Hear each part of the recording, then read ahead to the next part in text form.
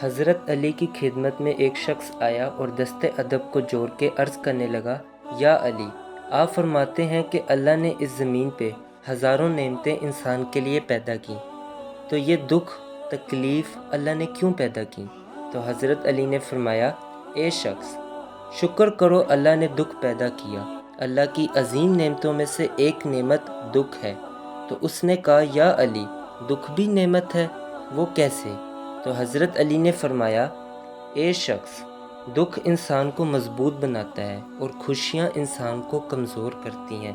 اللہ جس انسان کو نوازنا چاہتا ہے، عظیم مقام دینا چاہتا ہے، تو اسے دکھ، تکلیف، درد کی راہ بخشتا ہے، تاکہ وہ مضبوط بن کے اتنا کچھ سیکھ لے کہ اپنی منزل تک جا پہنچے۔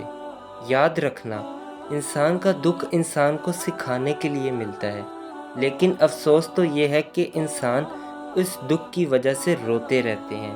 انسان دکھ اور درد کی وجہ سے کتنا بھی روتا رہے لیکن ختم نہیں ہوگا، کیونکہ دکھ انسان کو رلانے کے لیے نہیں، انسان کو سکھانے کے لیے آیا ہے۔ جب تم اس دکھ سے سیکھ لو گے جو تمہیں وہ سکھانا چاہتا ہے، تو تمہارا دکھ خود بخود ختم ہو جائے گا۔